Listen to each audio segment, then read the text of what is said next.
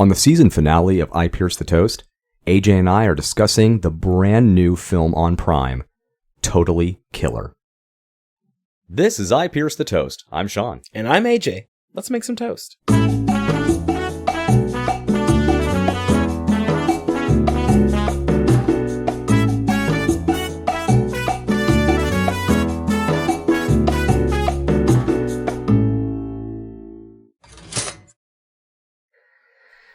Welcome back to IPTT. What the fuck is going on? It's the season finale. All fucking bets are off, AJ. I thought we had one more episode.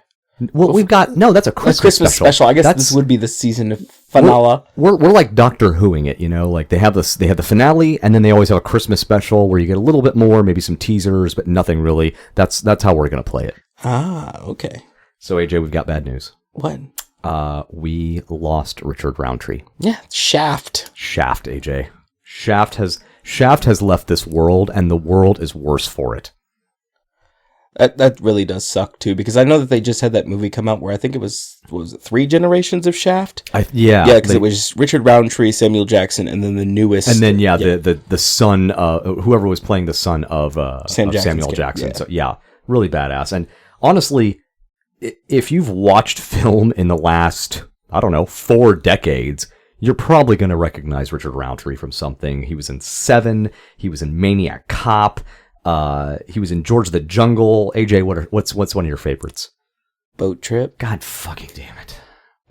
It's for all of our people that are of the alphabet mafia that are, I don't know, is that appropriate to call them that? I believe so. Yes, I believe Okay. that's the preferred vernacular. Okay, so all of my friends and listeners that are and I guess you listeners are our friends, unless you leave us bad reviews on the podcast. Anyway, I think that there's a movie called Boat Trip that you should see and totally just trash. I like it. I think it's funny. But it came from a different time, and I'm not giving it a pass. I'm just saying, Cuba Gooding Jr. and Horatio Sands on a boat. Take it have you will. So what we should mention is Richard Roundtree, as AJ pointed out during the episode, was featured in one of our episodes when we covered Brick, as he plays the principal of the school. And I remember because I didn't cover Richard Roundtree because he had a very small role. I think he only appeared once in the entire film. But you were like, no, you fucking put some respect on Shaft. Yeah, you do. Put some fucking respect on his name. So, huge loss there. Our hearts go out to his family and his fans, but he will sorely be missed. But we will move on. We will soldier on and move into today's topic. AJ, I got a question for you. I got an answer. What if you crammed every possible 80s trope you could think of, from Back to the Future to John Hughes to Big Hair to Bartles and James wine coolers, and you shoved it so far down someone's gullet that they threw up all over a script?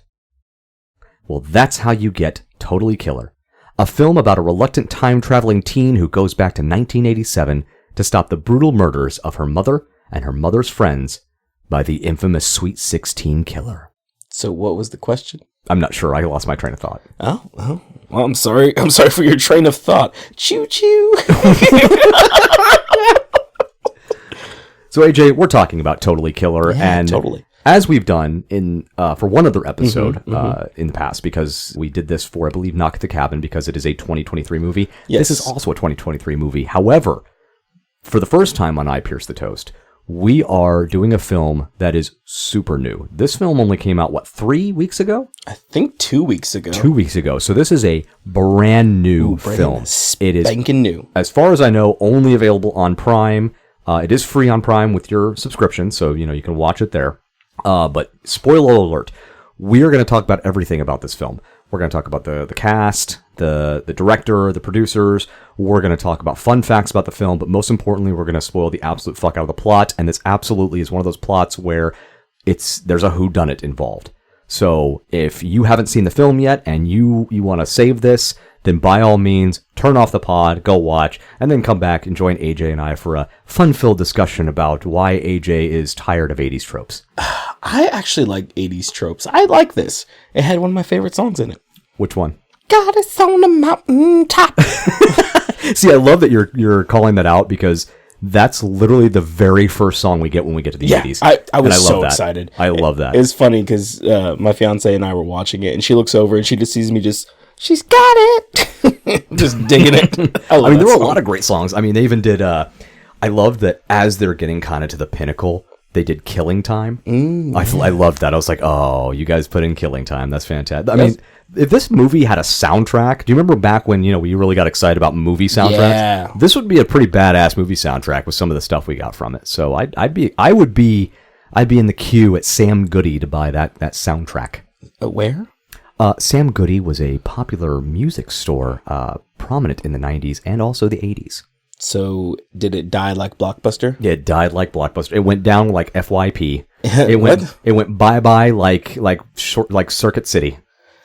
I mean, I do really like the music in this movie, at least because it has one of my favorite songs in it. And what's that? Kraken. I got him. There. You got me because I thought it was a real song. Well, AJ, let's not dilly-dally. Let's hop into our film, shall we? Dilly-dally. So we're going to, of course, start, as we usually do, with the director. Oh, also, again, I should mention this is a 2023 film, in case we didn't make that clear by the fact that it was released 2 weeks ago, and we're recording this in 2023. And Toasticles, if you could, please, I know we made the joke about it earlier, but if you could, like, subscribe, and share the podcast. We're trying to gain some momentum. We're trying to gain more Toasticles, because Toasticles together, I don't know what I'm about to say here, but just we can flock together, okay? I don't think that's how Toasticles work. I don't think they flock. I think they do. But do they butter together? No, I don't know what that means. I don't know where you're going, but I like it. I don't know, but I like it. I'm willing to go with you on that journey. So, director Nanachka Khan, I believe she's Iranian, if I'm not mistaken, because I tried to find out a little bit more about the director. She hasn't had a lot of credits, so there wasn't a whole lot out there about her. But I did find something kind of interesting, apparently, and I think her brother might work for WWE as well, or maybe it was her father, but when she was a kid, she grew up watching WWE, and she really liked it. But being from Iran, instead of rooting for who kids in America might be rooting for, like Hulk Hogan in the 1980s, she was rooting for the Iron Sheik because he was Iranian, right? Which was weird because he was a heel. For anybody that's not familiar with wrestling terminology, the heel is the name for a person who's kind of like quote-unquote bad guy. Didn't we talk about this? Did we talk about? No, we talked about other things. Sorry, we talked about foils and stuff like that. Foils, yes, that's right. Yes. So she doesn't have a whole lot of credits, but she's got a few that are pretty prominent. Always Be My Maybe, which is, I think, a newer film on Netflix. Fresh Off the Boat, the TV series, and then Young Rock. And it sounded a lot like she was really trying to kind of bring the Asian as well as the female experience to the screen to give a little bit more representation. And I really do like that. And I think we got to see a lot of that in this film, which is fun. Well, one of the bigger things that she was known for was Don't Trust the Bee in Apartment 23. I didn't mention that one just because I loved that show. Yeah. But, I think we got, 2 seasons and then it was gone? Yeah. I especially love that it was like wasn't it James Vanderbeek playing James Vanderbeek? I think so. I fucking loved that. But I honestly didn't mention it because I don't know how many people really even know that show. It's getting, I think it's got like a TikTok following on it. But the way I think about it too with her is that she was an unknown for a long time, but she had her fingers in a lot of cookie jars. She did writing for Recess, Pepper Ann, Malcolm in the Middle. Oh yeah, she's been in a lot of different things, or at least she wrote for a lot of different things. And then finally she had her, I guess, her piece de resistance with Don't Trust the Bee in Apartment 23, and then just has gone from there. Right, and I think that's what, and I like that you're pointing that out because it seems like that's kind of what happened with her is they saw the potential with Don't Trust the Bee in Apartment, 23 or whatever it was, and they, even though they couldn't really keep that show going for whatever reason, they didn't renew it. I think they saw how good it was. And they saw that she could produce a quality product and was like, okay, great, let's greenlight her for some shit. And I guess she also kind of started her own production company or something like that. Yeah. And so she got contracted by some of the bigger production companies to, for like multi-year contracts. So I think that's kind of how she's been able to continue to, be able to create in that space, which is pretty badass. That whenever I was looking at the directors and the producers of this film, the one thing I was thinking was there's a pretty big name producer here and who has a very big production company, and I was wondering why they were not the ones that produced it. Are we talking about Jason Blum? Yeah. Yeah. And that's honestly who I listed for the producer to kind of move us right into the next section here. There are several producers that are listed on here, but honestly, I don't really feel like there's even a need to go into anybody but Jason Blum. If you're a horror fan, you probably already know exactly what his production company is. It's Blumhouse. And it's one of the most recognizable names in film today. He's done Get Out, Black Klansman, The Invisible Man, Black Megan. Phone. Black who? Black Phone. Oh, did Blumhouse do Black Phone? Oh God, that was a good movie. Oh, I guess his production company did produce this too, but they called it. It's not Blumhouse. It's a BH Television. Sorry. Oh, excuse me. Oh, BH I don't know that they rebranded. Hold on. It's the fucking Nebraska furniture model all over again. It's NFM now. Oh, it's great. But 230 production credits. Yeah. Anyone who loves horror films is likely to have been familiar with Blumhouse Productions, or what is it? BHTV. BH Television. Good God. And the recognizable production announcement animation that usually comes before their films. So, no need to even really, go past that. Instead, I am so excited to jump into this cast. I love this cast. I love so many members of this cast. And we're going to start off right at the top with one of my favorite newcomers, Kiernan Shipka. Yeah, Sabrina. She plays our title character. Not Tygus. It's not. Is it called a title character if they're just the big main character, but not actually included in the title? No, because that would be the title character. Right, you can't call that a title character, can That'd you? That'd be was it the premier character? Or something? The main character. Yeah. She's the main character. She plays Jamie Hughes, and we're going to get into a fun fact about that in a minute. Everybody's going to know her probably mostly from Chilling Adventures of Sabrina. She did a phenomenal job. There was a horror movie she was in, which shall not be named. It starred one of my favorite actors, Stanley Tucci, and I think we've talked about this before. Her performance in that wasn't great, but based off the other films we've seen her in, including the one that I have on my list, Wildflowers, it's pretty obvious she has the acting chops. She just did not get good direction or possibly got bad writing in that one particular film. But everything else she's in, including this film, she just does an amazing job. She's got a quick wit. She's funny. She's engaging. She knows how to play innocent when that's necessary. She knows how to play, in this film, kind of a rambunctious teenager that is also very woke, which is kind of fun. Yeah. Like her wokeness in this film was Wokeness actually kind in the 80s is pretty interesting. It's pretty fun. She also played Sally Draper on Mad Men. Did you know that? No, but I have not really watched all of Mad Men. I hadn't either, but I didn't even realize she was in that. But at 23 years old, already has an impressive 48 credits and is by far one of my favorite up-and-coming actors. Ooh. Now, fun fact. The main family in the film, as you probably noticed, their last name is Hughes. AJ, what do you think that's a reference to? John Hughes. John Hughes. Yeah. This is a movie where we go back to the 80s. So we are paying a lot of homage to films and just general culture from the 80s all throughout this film. And that's why they're named Hughes, because as many people will know, director John Hughes did a lot of films that are practically 80s canon, which is also why Jamie's mom, Pam, and the victims all dress Molly Ringwald, yeah. like different versions of Molly Ringwald, which is not only from the John Hughes movies, and they're referred to as the Mollies. The whole referring to them as the Mollies is actually a further nod to the 1989 film Heathers. I figured that's what that was, but I didn't really put together the last name, and I get it now. It's funny. Her first name is Jamie. Why do you think her first name is Jamie? Is it another nod to John Hughes? It's not a nod to John Hughes. It's a nod to the 80s, though. And a nod to horror. Oh, Jamie Lee Curtis. Nicely done. Yeah. Oh, you're on fire. Yes, Jamie Lee Curtis, the original Scream Queen from the original Halloween film. Yeah. So that's why they named her Jamie Hughes. This is all over this film. And I am not even going to be able to cover all of it because I guarantee there's plenty that I missed. And I'm just loving that they had so much fun with this film. For the rest of the characters, here's how we're going to break this down, AJ. We've got kind of two sections. Mm-hmm.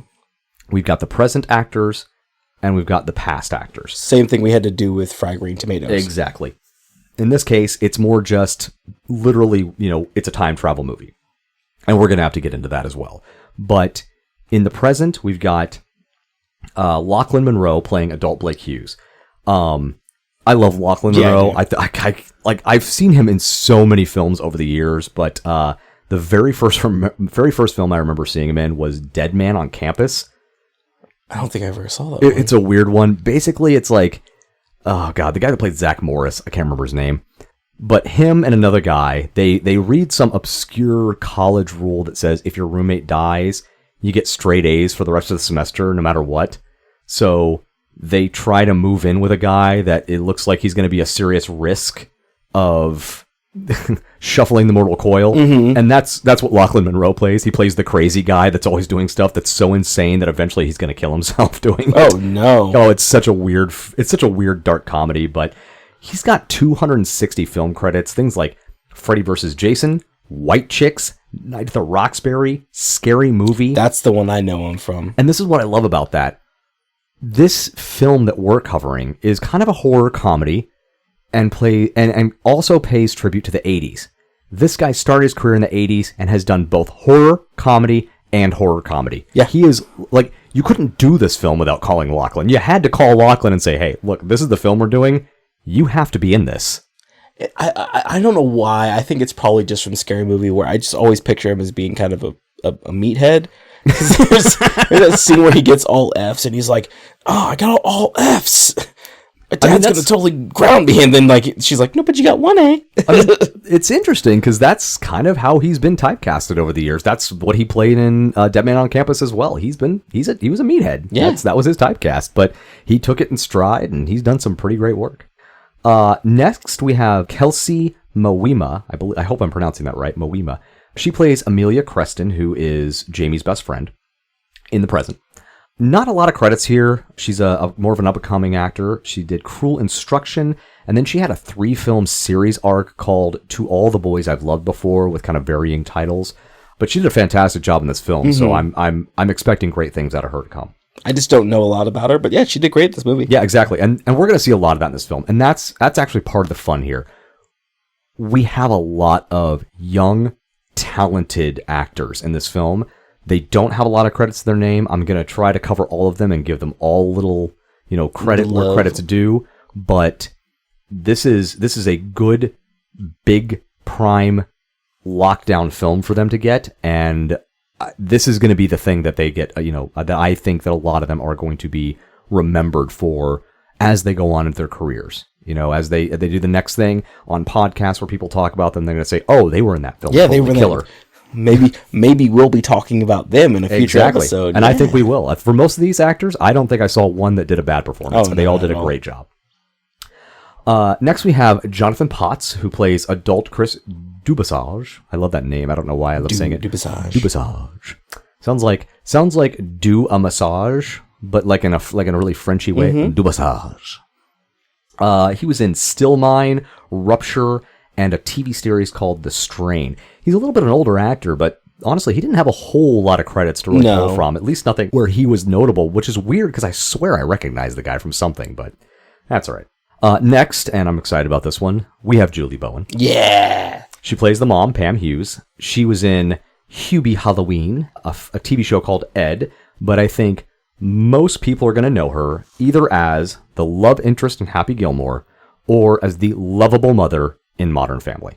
Yeah, she plays Claire, and she's fucking hilarious. She's amazing. I don't know if you've really watched the show, but one of my favorite things ever is one of the main characters, Phil, who is the main dad. Yeah, he's the dad in Modern Family.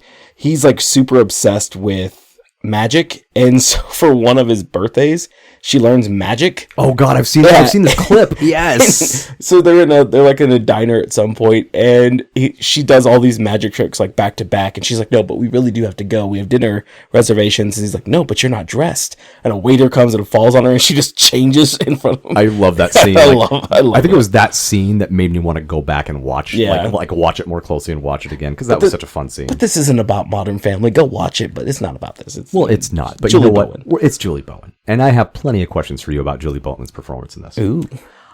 Next we have Kimberly Huey, she played adult Lauren Creston. She's mostly known for pretty small TV appearances. We got Blacklist, Rookie Blue, Grey's Anatomy. So not a major name in Hollywood, but again, even though she's an adult, playing an adult in this film, I'd say this is somebody we should watch out for because I'd be really surprised if we didn't start seeing her in more projects. Now let's go back to the past, AJ. Back in 1987, we also have some actors we have to talk about. So we have Randall Park, who plays Sheriff Dennis Lim. He's probably very well known for his character in Fresh Off the Boat. Yeah, he played Kim Jong-un in The Interview. He was also in Always Be My Maybe. And I think a lot of film goers are going to know him as Jimmy Woo in several of the Marvel films, including the TV show WandaVision, and I think like most of the Ant-Man films. Yeah, Ant-Man, both of them. Now, here's where we get into all of the different young actors that are in this film, because pretty much everybody that we talk to aside from Sheriff Kim in the past is a teenager. So, rapid fire here, AJ. Here we go. We've got Olivia Holt. She plays the young Pam Miller, or Jamie's mom. She was in a movie called Cruel Summer, as well as I believe it was a show called Cloak and Dagger. Ooh. Oh, yeah, that's a good one. It's a Marvel one. Oh, okay, nice. Then we've got Charlie Gillespie. He plays Teen Blake Hughes, or Jamie's dad. Ooh. He was in Runt and Jules and the Phantoms. We've got Troy Lee Ann Johnson, who is Teen Lauren Creston, or Jamie's best friend's mom. I'm actually putting all of these as kind of like how they're going to be easily remembered within the context of the show, just to make things a little easier. She was in Big Sky and The Rookie. We've got Liana Liberato. I love that, Liberato. Liana Liberato. She plays Tiffany Clark, or Victim Number 1. She was in Trust and If I Stay. We've got Stephanie Chinsalvo. She plays Marissa Song, or Victim Number 2. She was in iZombie and Upload. We've got Anna Diaz, who plays Heather Hernandez, or Victim Number 3, and she was in Riverdale. We've got Ella Choi, who plays Teen Kara Lim, or the future sheriff, the one who's the daughter of 1987 sheriff and then grows up to become the sheriff herself. She was in Dare Me, a TV show. We've got Jeremy Mon, and I'm going to butcher the hell out of this, Jasnar? Is it Jasnar? I'm sorry. Jasnar. I probably should have looked that one up. My bad. My bad. He plays Teen Randy Finkel, or the coach from the future. Ray Finkel. Ray Finkel's house. He was in Fire Country and Cruel Summer. And then we've got Nathaniel Apaya, who is Teen Doug Summers, or the future principal, and he's been in Ghost and American Gods. Oh, American Gods is a good one. Oh yeah, Ghost is a good one. I mean, it's kind of a throwaway comedy, but I've been enjoying the hell out of it. It's quirky. It's quirky. See, I like Neil Gaiman, so American Gods. Well, I mean, who doesn't love Neil Gaiman? Now, I've got a few fun facts here. I don't know how they gauge how much a movie quote unquote makes when it's released on streaming, but from the sources I could glean, apparently this film took $34 million to make. And in the short time it's been out, it's already grossed $92.8 million. I wonder if the movie takes a percentage from each subscriber to like the platform that watches it. So I'm guessing that what they have to do. I'm not sure. Yeah, I honestly I don't know, and I thought like maybe I should look that up and find out, and I was like, it's 3:00 in the morning. I'm not fucking doing that. Anywho.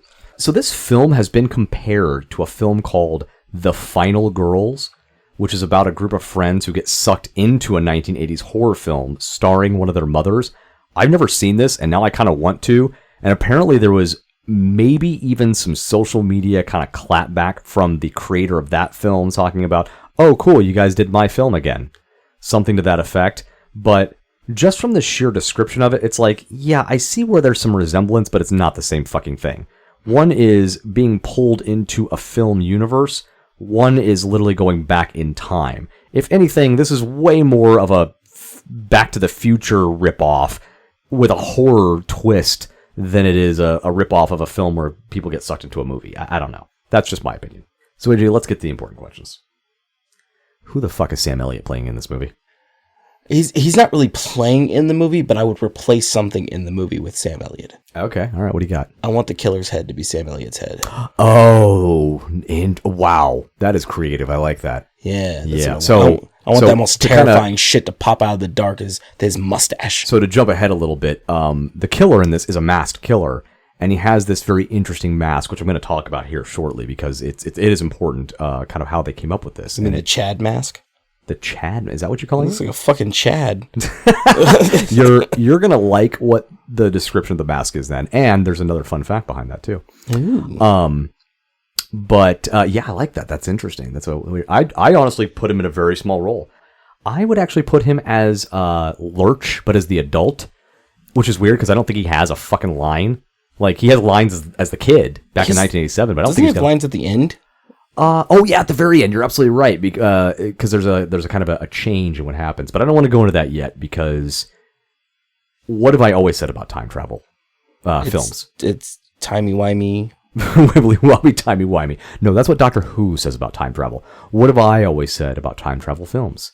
What do you have to do before you can do anything else? Establish the rules. Establish the rules. Yeah. You got to set up the rules. So we're going to go into that, but we'll get there. We'll get there.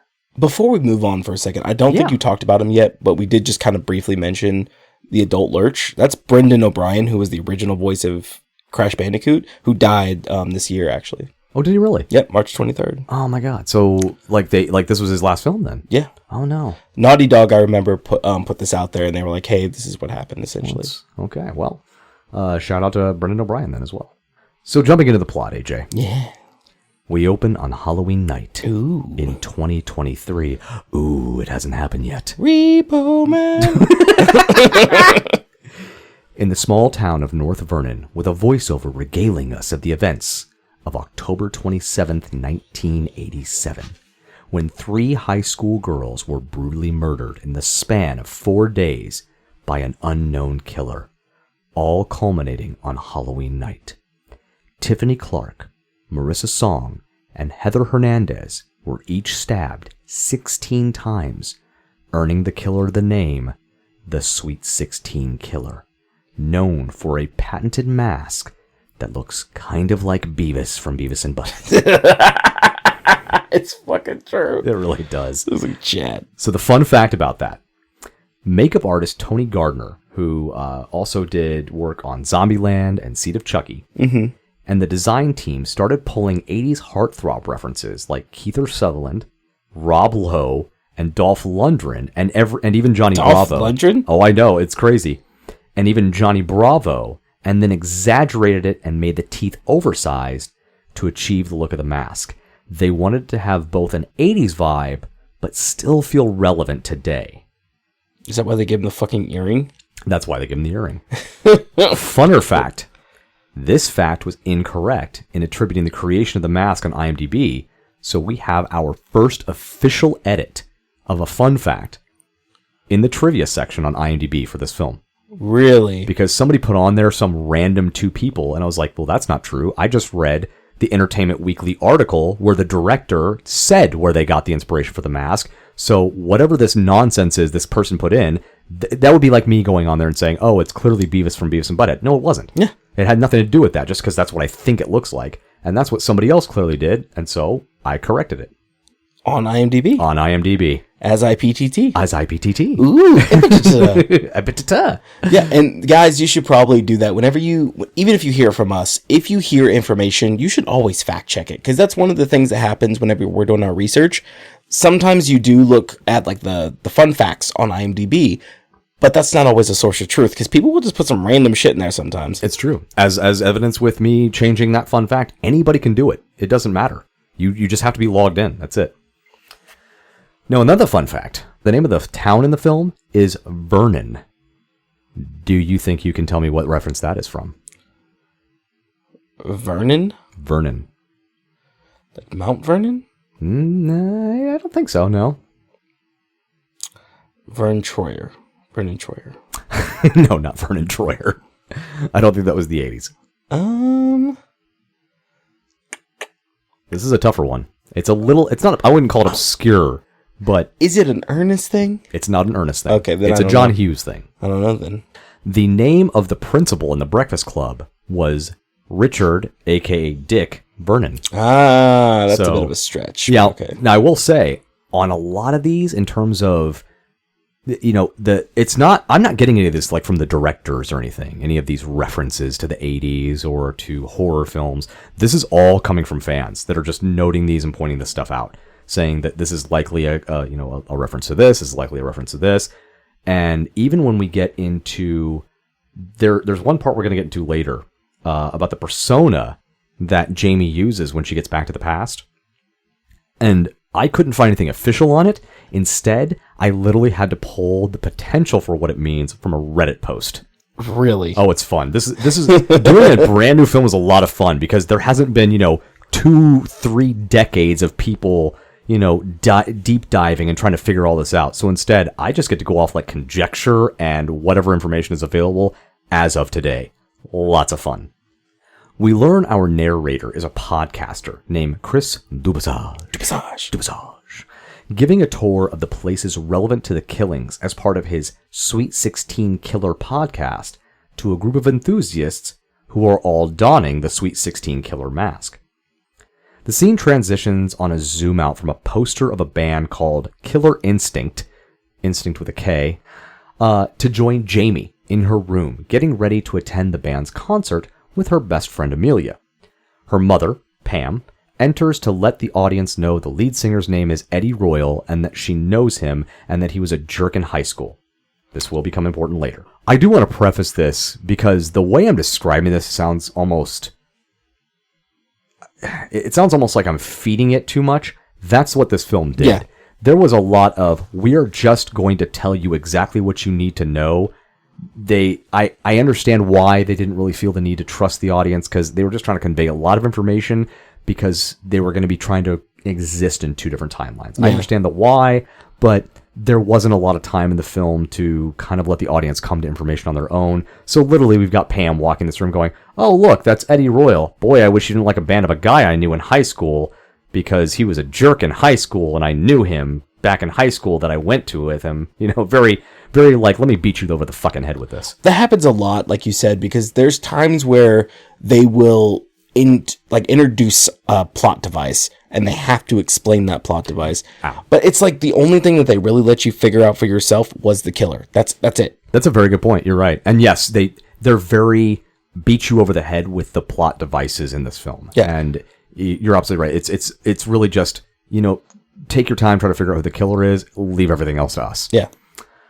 We get a lot of information thrown at us very haphazardly in the scene between mother, daughter, and father, all with relevance in some way or another. Norm Dubasage, father of podcaster Chris Dubasage, is reporting from a hurricane in Florida and has apparently won a Pulitzer for his journalism. Jamie's father Blake used to be jacked in high school. Halloween is hard for Pam since the 3 victims from 1987 were all her close friends, particularly with Jamie at the same age now as she was then, and Jamie has been subjected to martial arts training and carrying weaponry due to her mother's experience. Her mother reluctantly agrees to let Jamie attend the concert, but insists that her father drive her there, stay as she's in the concert, and then pick her up when it's over. Which I didn't get that part at all. But I was like, all right, so why would he need to stay at the concert? And they gave you a lot of over information there, like you had said before, but they're like, hey, I'm trained in this. So you immediately, you're like, okay, so someone's going to have to fight. Honestly, I think it was, we wanted to have a list of suspects, people that we could be suspicious of as the potential killer, and they didn't want the dad to be one of them. So it was really easy. If the dad is dropping her off, staying at the concert, and then picking her up, there's no way he made the next murder. It's impossible. Well, that's one thing that we were kind of mulling over was like, maybe he left, maybe this, maybe there was something else we didn't know about, but I didn't think it was the dad. But no, of course not. And I think I honestly believe that's why they did that. They just wanted him to have the rock solid alibi, not even for the police, because as we're going to find out, the police suspect him anyway. Not even for the police, but for us, the audience, so that we knew he wasn't the killer, because I don't think they wanted us to ever think he was. With Jamie and Dad gone to the concert, Pam is left alone to pass out candy until a knock at the door produces a Sweet 16 Killer mask-adorned trick-or-treater. And we should probably mention that is a typical thing that happens because a lot of people dress up like this. Right, yes. It's not supposed to be uncommon, so you would think Pam should be concerned because somebody with that mask is at her door, but because of what happened in 1987, lots of people do it. Yeah. Just like we saw with the very opening where there are, maybe 7-8 people that are going on the podcast tour that are all wearing the mask. It's like in Scream, where after the first one, a lot of people started adorning the Ghostface Killer mask. It's the same thing. Absolutely. While Pam puts up a good fight, the trick-or-treater turns out to be the quote-unquote actual Sweet 16 killer, and ultimately winds up shuffling Pam the mortal coil. AJ, what did you think of Julie Bowen's death scene performance here? I mean, I thought it was pretty badass because there was a big ass fight scene. It was not only, the fight scene was really badass and it really does play well to this idea of she was not a victim in this. Yeah, she became a victim because she was killed, but she put up a fight. She did hardcore. Damnedest. I mean, she fought hard. There was some actually really good kind of martial arts, engagement there. There was that little funny scene where she's like, I've been dreaming or something. She's like, I've been afraid that someone's going to try to kill me since I was a kid. So.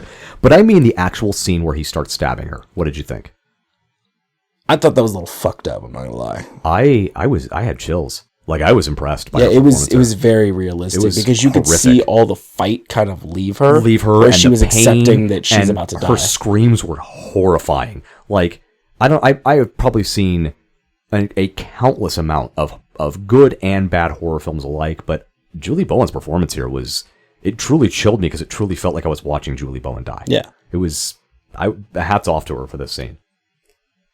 The following day at school, the community is understandably shocked, and more characters need to be introduced for when we'll travel back to the past. Principal Doug Summers, Coach Randy Finkel, and Sheriff Kara Lim, who suggest Jamie's father is their prime suspect. After school, Jamie joins her friend Amelia at an abandoned fairground where the science fair is being held, which is written off with, "The principal got it for free," as if that's enough to suffice this fucking trope of a horror film locale choice. I was wondering about that. I was like, what the fuck are they even there? This place is Did you catch that line? It was one fucking line. It's like, well, the principal got it for free. Like, that's not a fucking good reason. No. let's send the kids to do their science fair projects in this spooky abandoned fucking fairground. No, fuck you. Hey, I know you have diabetes, but I got these free hypodermic needles on the ground. Go ahead, use them. Amelia reveals that her science fair project is a photo booth she's turned into a time machine based off her mother's research and design. The machine requires Wi-Fi for geolocation, but Amelia has been unsuccessful in getting it operational. Jamie notices Amelia has set the destination to October 27th, 1987. For obvious reasons. Yeah. There's even that funny moment where she's like, well, why is it set to this? And then they obviously have to explain it to us. Right, yes. And I am definitely skipping over a few things here because there's a lot of explainer that I honestly felt was a little unnecessary. And while I overall enjoyed this film, I felt there was a little too much explainer at points, and sometimes it was like, okay, it's one thing to beat me over the head. It's another thing to watch as I'm in a pool of my own blood and continue beating me as if I didn't get the fucking point already. At home, Jamie has a conversation with her father that once again data dumps information that will be necessary for the plot. Blake, Pam, and Chris Dubasage all knew each other in high school. Chris had a crush on Pam in school. Pam was texting Chris because he was the only one still investigating the 1987 murders. Blake and Pam did not get together until they were in college. And that's literally the only reason for this scene, is just to go over that stuff. The next day, Jamie meets up with Chris Dubasage to get some answers. Chris reveals a note her mother received the day after the final killing that read, "You're next one day." This was a moment where I was like, how the fuck did he get that note? Well, because he said that she gave it to him. Yeah. The mom. She said that Pam got it in her locker the day after the killings stopped, after the third killing, and that she just kind of held on to it and never gave it to anybody, which is already kind of suspicious, right? But it's like, why would she tell anybody? Why would no one else know? Like, why did he get this, and how did he get it? Like, what's really going on? It was a little odd there, definitely. The meeting ends abruptly after the revelation of the note, as it's time to get us back to the creepy fairgrounds to face off with the Sweet 16 killer. Dun, dun, dun, dun, dun, dun. Get in here, Benson. As I'm sure you may have already guessed, the killer stalks Jamie into the photo booth with a knife, resulting in the inadvertent stabbing of the display console, which wouldn't you know it, was exactly what the machine needed to function. I call bullshit. Of course it's bullshit. And the explainer is such a fucking cop-out where, like, at some point somebody's like, oh, well, it must have needed an extra metal conductor. It's like, let me get this straight. You are a fucking genius that has been able to invent a device that every physicist up until this point has considered to be completely theoretical and impossible, but you overlooked the need for a metal conductor. Yeah. That's where you got tripped up. That's where your giant big brain fucking, fantasy genius ability to bring the impossible into reality got tripped up. Get fucked. Yeah. After some special effects that likely took all of 6 minutes to throw together, Jamie opens the photo booth curtain to reveal she's now in 1987. And AJ, what song is playing? It's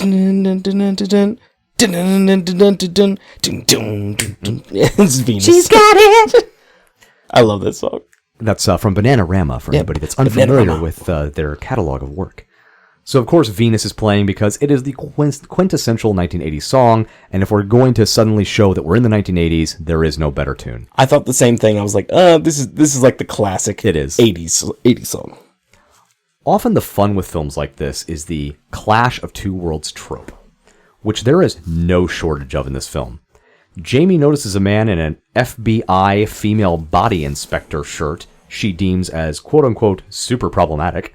She finds it odd when a total stranger offers her a ride to school. She notes the school's previous mascot, the quote-unquote Red Devils, featuring a caricature of a native person as obviously racist.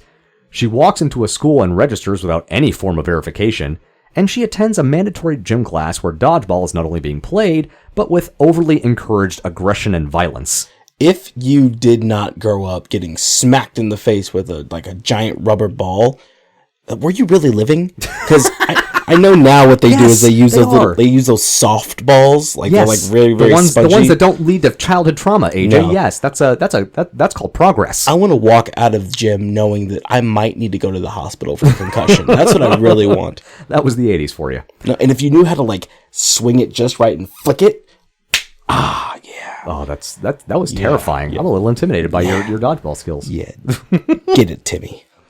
Now, fun fact. Jamie uses a fake persona when registering. Jamie Lafleur from Canada. Now, I tried to find information about this to see if there was some sort of reference here. And what I found was a Reddit post, where Redditors were arguing one of two theories.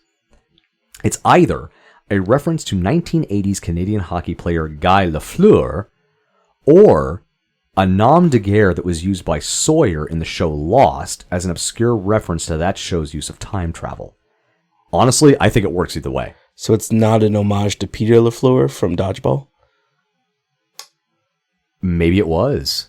Oh, God, I didn't even think... See, you need to hit that Reddit post and fucking drop some knowledge in that ass. Get him, AJ. I mean, they do play dodgeball. So. They do play... Exactly, and literally the next scene is her going to play dodgeball, so that could absolutely be what it was. But who the fuck knows? Who knows? It's at this initial gym class, Jamie encounters the three girls she knows who will become the victims of the Sweet 16 killer, as well as her own mother. A reunion that ends with an endearing invitation from Pam to fuck off and die. Thanks, Mom. Thanks, Mom. Overhearing from the first victim, Tiffany Clark, about the birthday party at which she's destined to be murdered, Jamie looks for a way to shut the party down. AJ, what was your favorite 80s culture shock moment from this film? The mom smoking in the car, like with the windows up, and just like living her best life. Like there's so much smoke in the car, everyone's coughing, but that was a thing. And then when I was thinking about it, whenever she mentioned, I think I want to know what it was like to travel on the plane or something like that. Whenever she was talking, yes. I was like, yeah. We actually had this conversation at work today. I was like, man. You used to be able to smoke on the plane. You can't do that shit anymore. You used to be able to smoke on a plane. You used to be able to get on the plane without, anything. Yeah. Like, you didn't have to go... I mean, you went through security, but not even really. It's like, oh, you got a gun? Let's get on board. Yeah, right? Yeah, there was very little checking going on before 2001. Jamie's attempts to alert the authorities, who also happen to be the future Sheriff Kara Lim's father, goes about as well as you'd expect trying to tell a 1980s small-town cop about a murder that's going to happen complete with appeals to the film Back to the Future. I love that. It was great. She's literally like, go see Back to the Future. She literally is trying to tell the cops, go see Back to the Future. That's literally what's happening to me right now. Jamie then tracks down Lauren, Amelia's mother, and explains the situation, which Lauren takes in complete stride. To be fair, as the originator of the design for the time machine, Lauren has already come to grips with the idea that her meddling in the space-time continuum could result in being visited by future travelers. She also explains the reason why the knife in the panel made the time machine work is because it clearly needed an additional metal conductor, something the inventor of a fucking time machine would just overlook. Well, wasn't that one of the big things that she couldn't get it to work back in the day? And now she mentions, she's like, oh yeah, probably just needed an extra metal conductor. So she put 2 and 2 together immediately. She immediately was able to figure that out, yet somehow that never occurred. Like, get fucked. Come on. Get the bullshit. Now, fun fact. The seeking out of the younger inventor of the time machine is actually a reference to Back to the Future. What about the incestual fucking attraction to your parents? Oh, yeah, we do get siblings. that too. Oh, yeah, there's lots of Back to the Future references here. Like, this movie is very aware of how much it's like Back to the Future. Yeah. And this was almost like our way of getting a Back to the Future 4. It's great.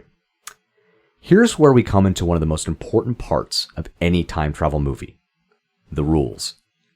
If you're talking about Back to the Future, changes in the past create a completely separate timeline. If you're talking about Looper, an initial change in the past leads to a looping time paradox. If you're talking about timeline, everything is already predestined, so the travel to the past is already an expected part of what has created the present. Totally Killer takes a different approach, using a river analogy. Jamie got out of the river way upstream and dove back in downstream. So whatever changes she makes will flow upstream. The way we'll see this manifest is Jamie can change the future, but only certain people in the future timeline will know the changes have been made. What was interesting to me was when she was saying, would I disappear? I loved that. I was just about to mention that, yeah. That's actually pretty interesting, because if they mentioned that if she goes to the future, if something was to happen and her parents never got together, would she just not exist? They're like, no, you just wouldn't have anywhere to go because... Yeah, because you already exist, so you can't change that anymore, but the change you make will mean that your parents aren't together, so you go back and nobody knows who the hell you are. What would happen though if you went back to the Back to the Future? You go to the future and then you have a kid. Technically, your kid should never exist. That too. Oh. But that's just it. That's why this is different, because there's no predestination. Yeah, there's a whole lot of things to go into that. It's not an idea of it shouldn't have happened. The idea here is it's all like, like you jokingly mentioned earlier, wibbly wobbly, timey wimey. Yeah. You can make any changes you want. It's perfectly fine.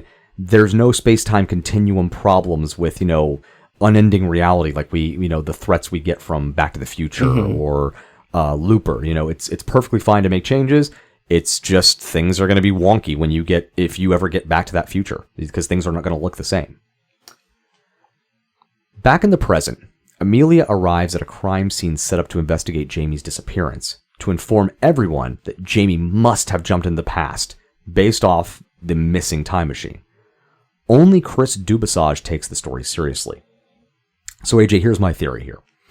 And I don't think it's really confirmed, but I think only the people in the present who are aware of the changes in the past are those that have accepted that Jamie time traveled to the past. Yeah. So like any of the changes, so the dad, right? He doesn't accept it. So any of the changes, he's just kind of like, he doesn't think about it. He doesn't remember what the changes were before. Anything that changes is just the way reality has always been.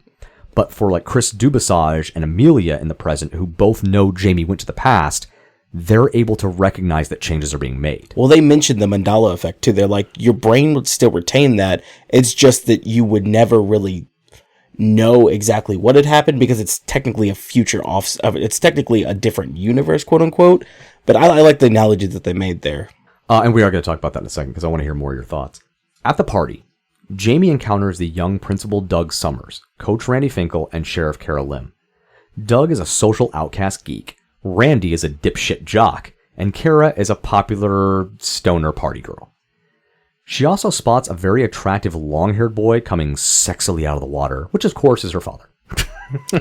Yeah, that weird time travel incest, yeah. So, What did you think of the way they kind of did the future past intermingling? Like anytime she would see someone new and then had to kind of realize who they were in the future, how they would kind of flash that person with that weird effect. Mm-hmm. What did you think of that? I think it was another thing where they really needed you to know who these people were in case you forgot. And I liked it, honestly. It was kind of nice. It was like, oh, okay, that's that person. Because if I had been passively watching for some reason, which I don't know why I would for this film, but if I'd been passively watching, it would have been nice to go, wait, who is that again? Oh, they just flashed that character. Got it. Well, also, it helps us set us up for the changes that could potentially be made at the end if these characters are a little bit different. That's a good point. After an initial ejection from the party by the future coach Randy, Jamie returns undeterred and finally gets to use some of that martial arts training by putting Randy on his face when he again tries to put hands on her. On the downside, she also inadvertently changes the course of the murders by accidentally suggesting Eddie Royal is destined for fame, sending the first victim, Tiffany Clark, after Eddie in the upstairs bedroom instead of the garage where she was originally murdered. Yeah, because she was with her dad at the time, correct? Technically, Tiffany's character was dating or in some way, shape, or form involved with Blake instead of the mom. I don't know who she would have been with because obviously she's with Blake and they had that fight and that wouldn't have involved Jamie at all because Jamie, quote unquote, wasn't there. So I don't know what drove her to the garage, but maybe it was Blake. Maybe she went after Blake in the garage and then Blake left. But the only reason she went upstairs is because Jamie suggested that Eddie Royal might be famous. Yeah. And she wanted to get down on that. I also like the fact that Doug is just patiently waiting outside for people to let him back into the party. It's just funny. Poor Doug just sitting out there. I think he had a great line where he said something to the effect of, I was a little hurt because I thought you had forgot about me. I'm glad to see you were just getting bullied. So now, AJ, I don't know about you, but this is where it occurred to me. If Jamie had focused on exactly where she knew the killer would be, instead of trying to interfere with the lives of the victims in an attempt to help them just avoid the killer, she would have been more successful and stopped the killer before the first murder could ever take place. Yeah, and if she was really committed, she just would have got a gun.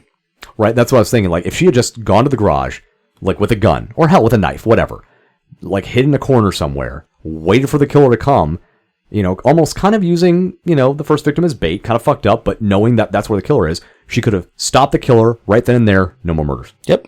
And then nobody would have ever known about the murders in the future because they never would have taken place. All they would have known is some stranger from Canada came and stopped this guy right before he was about to murder somebody. And that would have been the only story. Now, I have to mention this because it's actually a fucking plot driver. But as Tiffany is preparing to have sex with Eddie Royal, she casually mentions she doesn't do blowjobs. Yeah. Which prompts Eddie to leave while she's in the bathroom, giving the killer the opportunity to claim his first victim. Sheriff Lim shows up and is about as helpful as you'd expect. But Jamie's clear desire to help Tiffany endears her to her mother's teen persona, prompting Pam to vouch for her intent at the party. Jamie avoids revealing herself as a time traveler and instead suggests she's a psychic and tells Pam that she, Marissa, and Heather will also be victims if they don't stop it. Unfortunately, the list of suspects with a motive to kill the girls is long, to say the least. Oh yeah, for sure. Back in the present, Amelia begins building a new time machine when she gets a visit from Chris Dubassage, who points out a note left at the crime scene reading, "Stab the machine, J." Amelia realizes it's a note from Jamie after seeing the photos of her that Chris took at the party in 1987. But not before the hilarious revelation that Eddie Royal, due to his traumatic experience with Tiffany, created an emo band called A Waterbed Away instead of the hardcore metal band Killer Instinct. Amelia somehow is able to piece together the missing metal conductor from this note, because why the fuck not? Yeah, why the fuck not? Why the fuck not? AJ, what do you think about the idea of linking Dubassage's realization that he said Tiffany was murdered in the garage only to quote-unquote realize she was murdered in the bedroom as a Mandela effect linked to changes being made in the past? What did you think about all that? I think that it was really cool because there's a lot of people nowadays that are thinking that there's something that they remembered, like the Shaq thing. The Shaq thing. Or the Shaq, the Sinbad thing. Yeah, the Sinbad's... Well, it's Shaq. I mean, it's a Shaq thing, too, because it's Shaq actually played a genie. But everybody thinks that Sinbad played a genie in some film, which he didn't do. And then there's the Berenstain Bears thing. But the weird one with the Berenstain Bears thing is you can actually find copies that both say EIN or AIN. Mm-hmm. You can see it both ways. There's also the Tinkerbell thing. Oh, what's the Tinkerbell one? The Tinkerbell thing is like, how do you remember Tinkerbell doing her thing on the Disney thing? Oh, yes, I do know that one, yes. Where she just waves her wand and then the castle appears, yeah. Yeah, it's supposed to be like, does she actually fly around the castle? And then is she the one that flicks it and like dots the eye? Or how does that work? I can't remember. Yeah, people are like, oh no, she did this and she did that. But I like that they threw that in there because we can connect and say, oh, that's how they're doing this because I've experienced that. Absolutely. And it's a way to connect it. And especially now, like you said, I think more like Mandela effect has been around for a while, ever since people started thinking that, it's been around for a while in other forms. But it started being called the Mandela effect because people famously thought Nelson Mandela died in jail, which he didn't. He was released and he went on to do, great amazing things even after being released. But that was 20, 30 years ago when that happened. So this notion has been around for a long time. So I don't know, maybe it's just because it's a recent thing, or maybe I've been seeing it on TikTok because I spend too much time online. But I agree. It's way more prevalent in the modern day conversation, and I love that they used this as kind of that's why the Mandela effect happens. So apparently just a whole bunch of people going to the past and fucking shit up for the rest of us. Stop it. Stop it, everyone. Everybody get back here. In the past, Jamie approaches the group to check on everybody's well-being back at high school. The only purpose of this scene is to introduce us to a story of Fat Trish. That's problematic. Which Jamie actually points out. A student who died tragically in a car accident the year prior in 1986 with an extremely high blood alcohol level. We also later learn a character referred to as Lurch was Trish's brother and has a violent past. Jamie convinces the group to modify plans for Marissa's birthday to hanging out at Marissa's parents' quote-unquote condo, not realizing this quote-unquote condo is a cabin in the fucking woods where Marissa is destined to be the second victim. And it's funny, too, because I think Marissa says something like, oh, maybe I meant timeshare. God fucking damn it. However, because of Jamie's presence, the killer instead kills Heather, the original third victim. And this is where you can clearly see that obviously Blake is not the killer, and that everyone that was in that immediate group is not the killer, because each of them has their own interaction with the killer and Jamie. Well, except for Cara Lim. Ah, that's true. Cara Lim, yeah, and we're going to get to that in a second. The group of teens is taken to the police station after the murder, where Jamie presents the sheriff with the killer's DNA, not realizing DNA as a forensic tool was only introduced into law enforcement 2 years earlier in the UK. That's not in the film. I just looked that up because I was curious, like, would they have had that then? No. It literally just had been introduced in 1986 in the UK, so I seriously doubt some small town nobody police station somewhere would have even heard of DNA, let alone implemented an ability to gather it properly. I also think it's funny that whenever he takes it, he's like, oh, and he just fucking throws it. Just throws it. Yeah. It's at the police station we also learned the origin of Kara's hatred for Blake when he insinuates Kara as a suspect. Which, as you noted, AJ, she's the only one we didn't see. So she very well could have been the killer.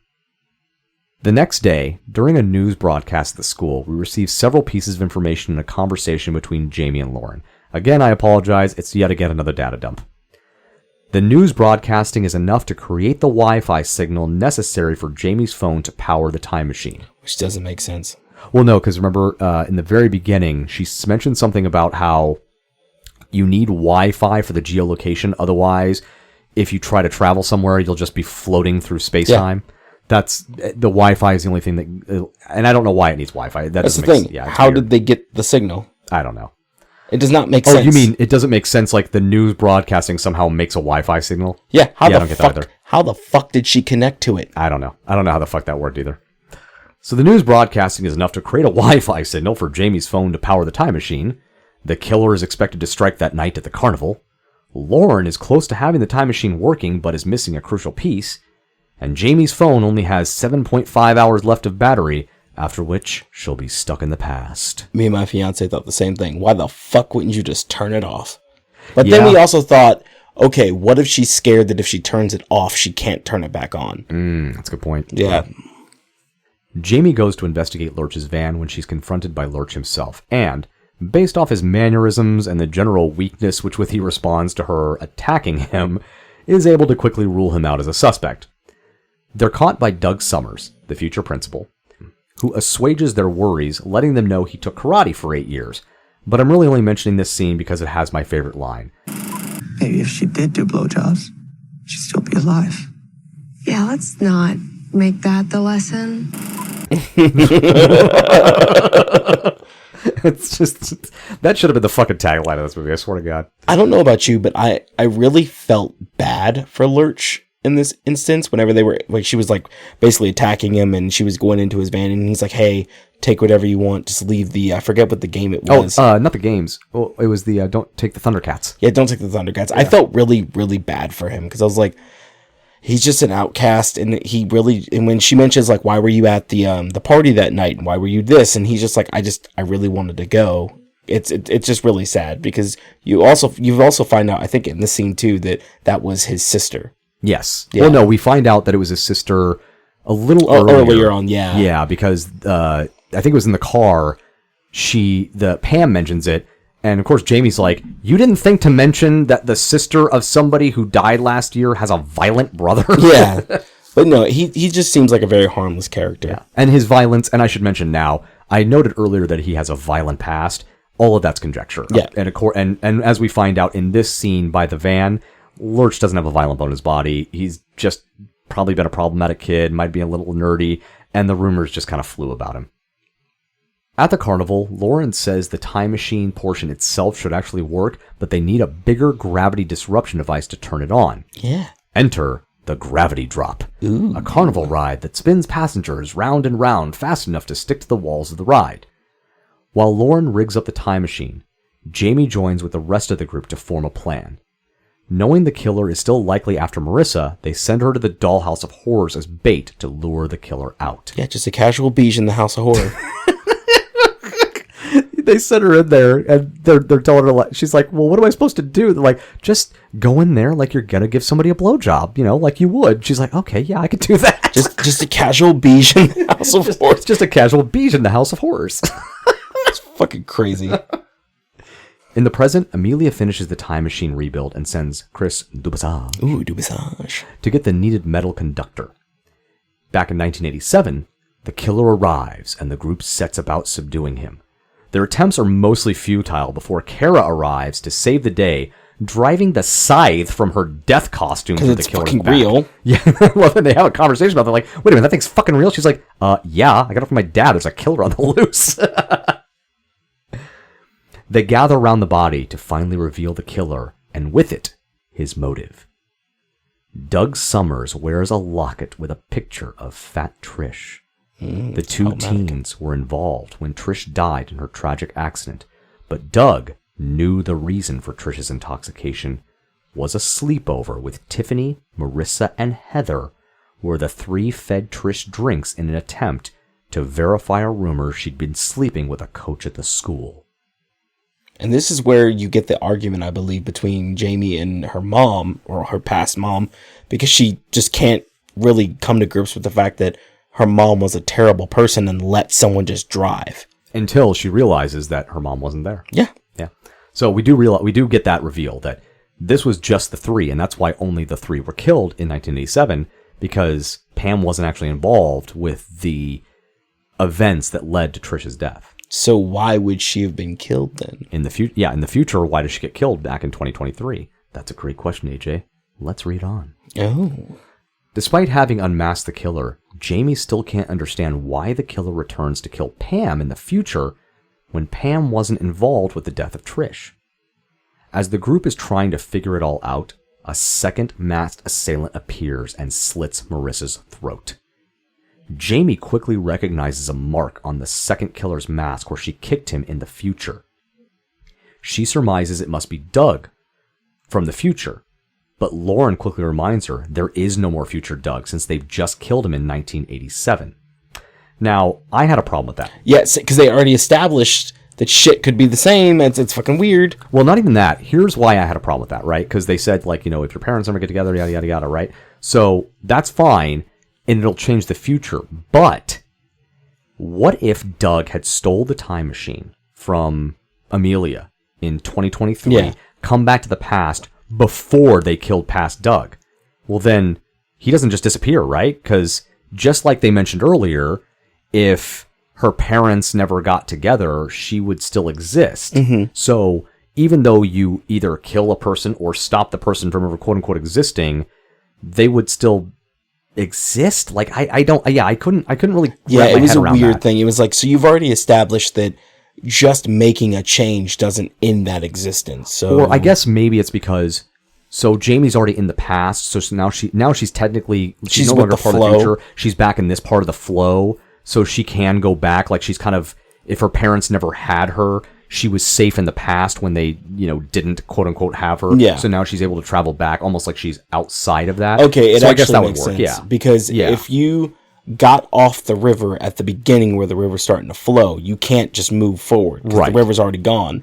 But if you go backwards, then you can just get back on and float to the front. But that does mean that future Doug could have traveled back in time and Yes. been, back in the he just would have had to stick with the upstream, flow. and then he could have stuck with the flow. So he could have still theoretically been that. So Yeah. the dismissal seemed odd to me, but I think it was more for us, the audience, to say, yeah, it's not There's him. another killer. There's another killer. It's not future Doug. He didn't come back to do this. That's not what this is about. Forget that theory. So we're just supposed to assume future Doug couldn't have possibly come back, even though it's pretty obvious he could have. Jamie and Lauren flee to the gravity drop with the killer in hot pursuit, ensuring to let Norm du passage. Ooh, du passage. Chris's father, who is currently broadcasting that there's a killer on the loose, so he'll keep broadcasting so the time machine will work. In a strange turn, as the killer is running by, he stabs Norm du passage Du passage. in the head. Lauren and Jamie set the time machine as Lauren lets Jamie know she needs to stay in the center of the ride, or the force of the propulsion will rip her to pieces. Just then, the killer arrives. Jamie starts the time machine while Lauren narrowly escapes, only to have Pam show up in an attempt to stop the killer from hurting Jamie. Struggling against the force of the ride, Jamie and Pam fight the killer with all their might. The killer corners Pam, stabbing her once before Jamie is able to open the door to the ride, allowing Pam to escape, and revealing the identity of the second killer when his mask is ripped off. Chris du passage. We learn the note telling Pam that she would be next one day was a fabrication by Chris, all to continue the story and thus his pathetic little podcast. The scene ends as you would expect, with a final blow from Jamie sending Chris flying across the machine and exploding in a pink mist. I call bullshit. This is the thing. got? This is the thing that really pisses me off, and I like these little tangents that we have about this because it's like, so at the beginning of the movie, he fights with Pam, and she is clearly I'm not going to say phenomenal martial artist, but she can hold her fucking own. So he overcomes Pam and then kicks her ass, kills her, whatever. Then he fights Jamie, and he does the same thing. Where the fuck did Chris learn to fight? I had a couple of those moments. I even had them with Doug Summers. So let me get this straight. Doug Summers has 8 years of martial arts experience and can not only overpower, but outfight, guys twice his size who are clearly, In way better shape. in way better shape. But he couldn't get over that fence when he was trying to sneak into the party. That's what we're supposed to believe. Yeah. Get fucked. How's that work? So yeah, there was a few moments like that where the perceived weakness of the individual that is not the killer, and then the reveal that they were the killer, and yet somehow had the superhuman strength when the mask went on. It's like, this isn't fucking Mike Myers. I What think the that's what fuck? they were trying to do, because I don't know about you, but the fact that Chris was the only one, because whenever they're in the little twirly doodly, the little twirly doodly, The twirly whirly. yeah, the twirly whirly, they're all stuck to the sides, and none of them can get up. But for some reason, Chris can fucking stand up straight and walk at Pam. Oh, that was fucking I was creepy like, are too. you fucking kidding me? Like he How? literally stands up straight, like he's just standing there, vertical, and just walking around. Oh yeah, it was kind of fucking badass. how did he do that? After a tearful reunion with her mother and father, Lauren of the present takes Jamie outside to reveal all the downstream effects that have been caused by her time travel, including her parents getting together earlier and having a firstborn son, who they named Jamie. Yeah, who she also thinks is fine as fuck. Oh, yeah. Yeah, another little nod to that. Jamie's name is now Colette. Lauren provides Jamie/Colette with a book of all the things she may have missed out on. Oh, like 51st Dates. It was fun. Yeah, it was fun. So they go into some of those changes, and I'm actually not going to spoil that last part. I think that last part one is fun. I'm gonna let our audience kind of just enjoy that on their own. But AJ, I have an important question for you. A big glaring thing that we don't talk about with this film. What? What happened to the second time machine? I'm assuming, and this is just me assuming, you know what happens when you assume. I'm assuming that they had to destroy it. If who destroyed it? You think like Lauren? Yeah, in I the think past Lauren destroyed would have it? had to destroy it, yeah. But I guess here's my problem, okay? No, because if then they destroyed it, then it wouldn't be there in the future for the plans for... She would have had to let it go. So, and here's where things got very problematic for me in terms of trying to keep because this is the problem with time travel films. They're a lot of fun. I always love them. But I think the thing I have the most fun with any film that involves time travel is trying to see if they really were able to keep the integrity of everything in place. And I don't think they did here. No, they didn't. So I am going to spoil one thing. Lauren talks about in that little book that she gives Jamie to let her know about all the downstream changes. There's a note in there about Chris Dubasage. And it says something to the effect of he doesn't seem to know or remember anything because he's no longer the quote unquote killer. Yeah, but they're keeping an eye on him. Keep an eye on her. How the fuck did she know he was the killer?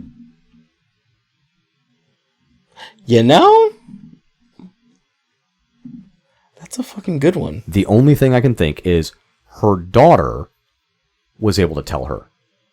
By going back in time? Well, no, because remember, her daughter created the second time machine. Chris Dubasage obviously came in, probably knocked her over the head and took the time machine from her to go back, right?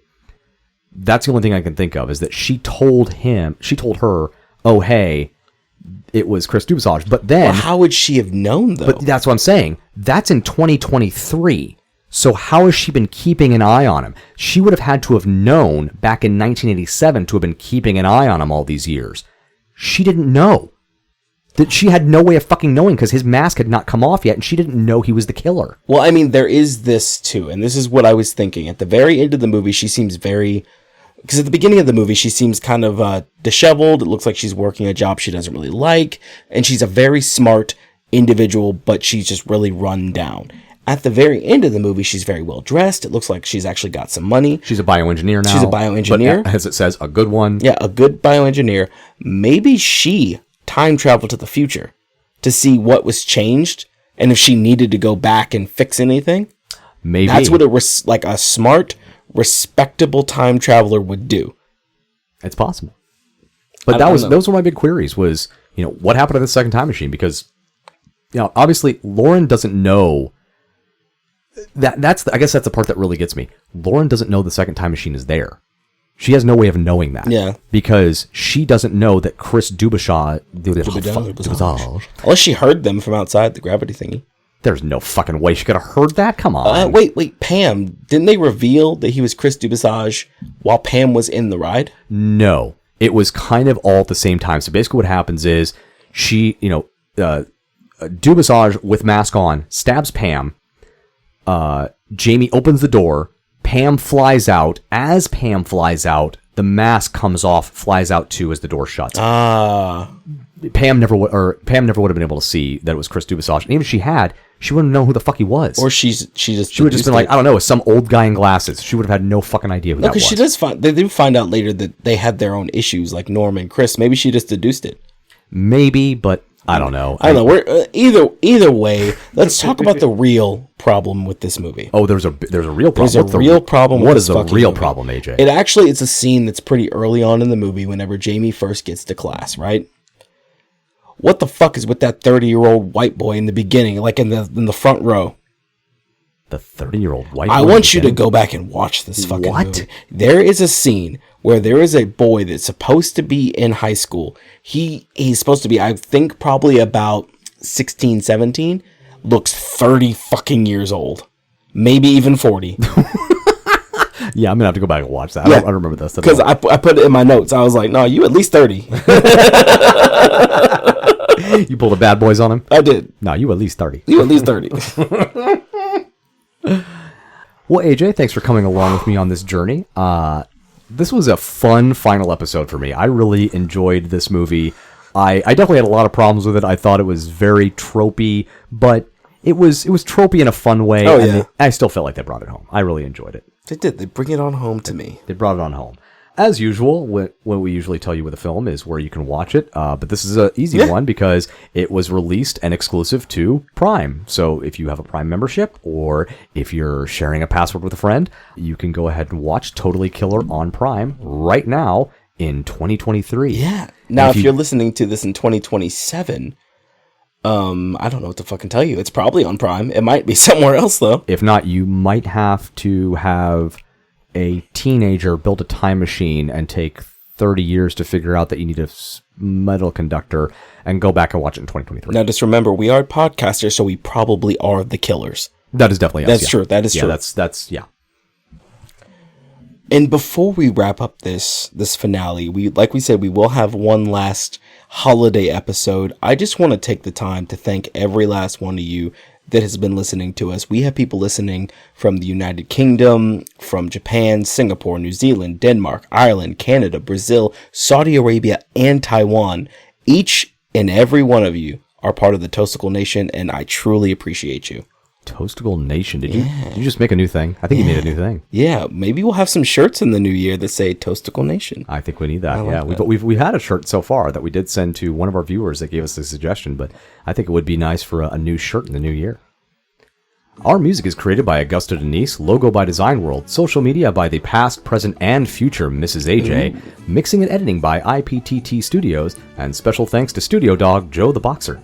And we want to hear from you and your own slice of toast. Tell us about the films you think we and others should see, actors to showcase, or topics to discuss. You can reach us on Instagram at IPTT_podcast, email us at IPTTpodcast@gmail.com, or interact with us directly through the Spotify app. And if you ever find yourself at the season finale of your first season of the podcast, I Pierce the Toast, IPTT, Ipatata, and you're feeling a little emotional, and you're wanting a little bit more, just remember, You can totally get more toast. thanks for listening. Hate time travel movies. They never make any sense.